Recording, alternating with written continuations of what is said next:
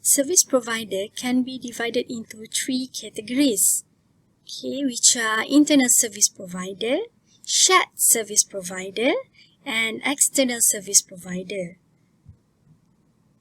Okay, for internal service provider,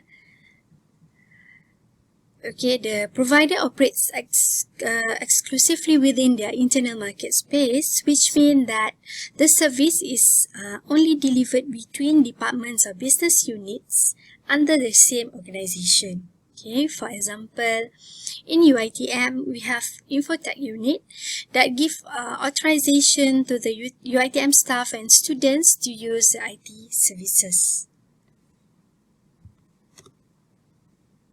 Okay, so these are a few services under the Infotech unit. So they offers software installation, networking services, data center, and so on. Okay, for shared service provider, okay, it is an internal service provider. Okay, it's actually internal. So, but it provides shared IT services to more than one business unit. Okay, for example, there is a company called Best Multimedia that provides the leasing PC to many different faculties and units in UiTM. Okay, we also have external service provider.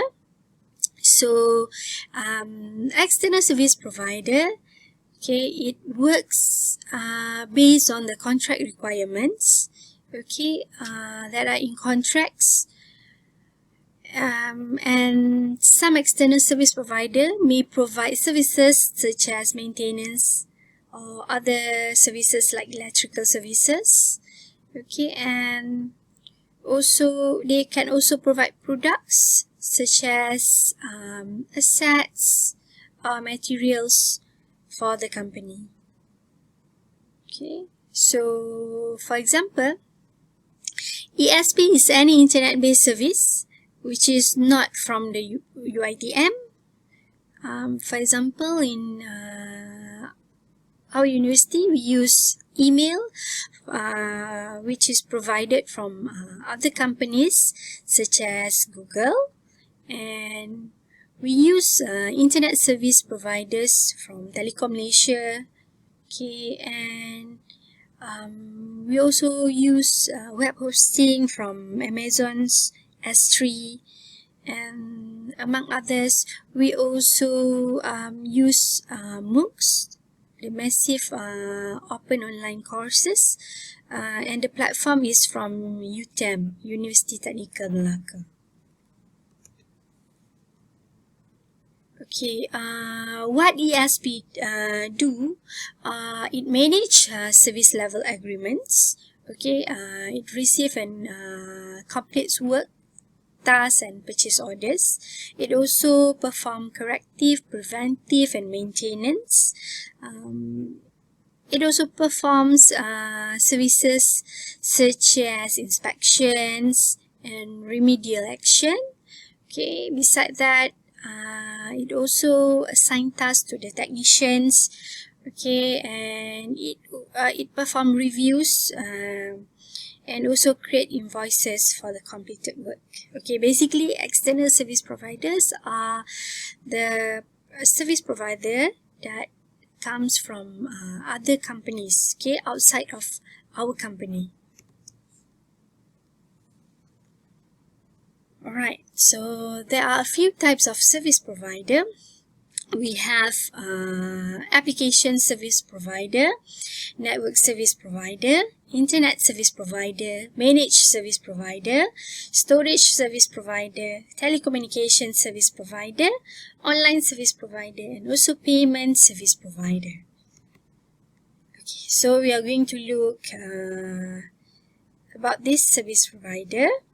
Okay, we start with the application service provider or ASP. So what is ASP? Okay, actually it is a company that offers individuals or organization or enterprises applications or related services, and this application will be located in their own personal or enterprise computers.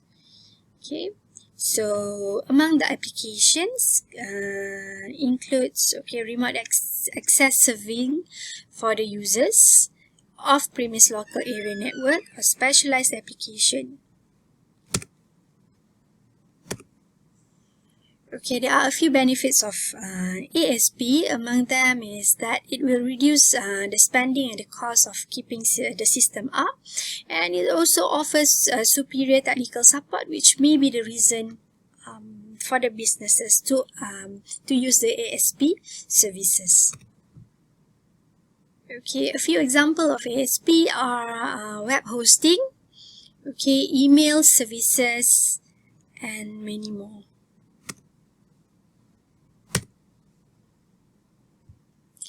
Okay, here we can see that application service provider provides different application and different database for different users.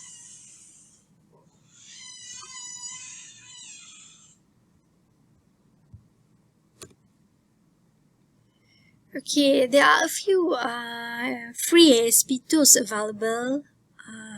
For example, Google Docs, okay, Google Sheet, Gmail, and also Google Classroom, and many more.